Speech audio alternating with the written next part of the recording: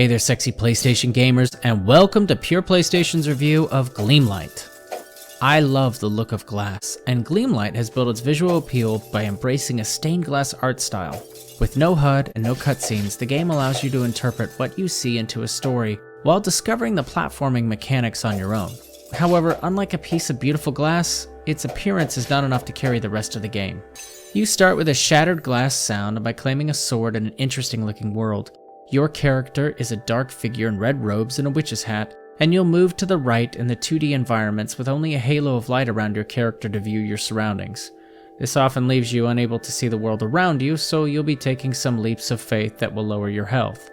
Each room you enter blocks you from moving forward until you find and destroy the red orbs, keeping it locked. As you look for them in the simply designed levels, there are hazards to avoid and enemies to kill. For the limited length of the game, the variety of enemies is fine and the designs are good. Platforming and a little bit of combat are the foundations of gameplay, and the controls are extremely simple.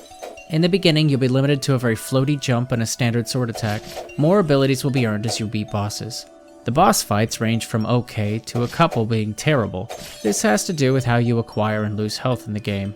I don't want to spoil it, but for some boss fights, I was able to stand in one place and swing my sword until the boss died. Other fights are more interesting and required more strategy.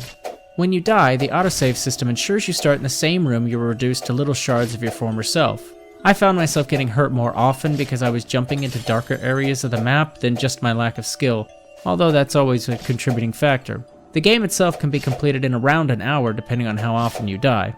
After the credits, you can replay the game from the end back to the beginning, but you've seen everything the game is going to show you. It does change the feel and look of the game a little, but there are other changes as well.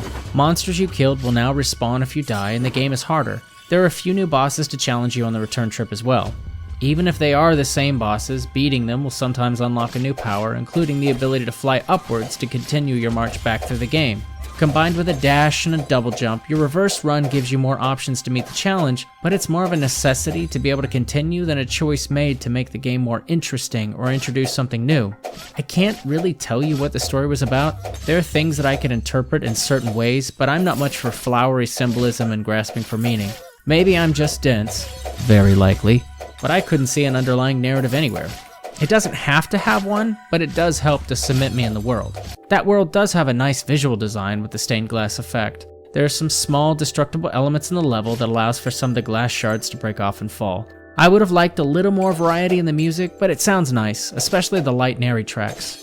Gleamlight is a simple game that's over very quickly, even if you keep playing after the credits. It looks and sounds nice, but those are its strongest qualities. Outside a few poor design choices, there's nothing inherently bad with the game.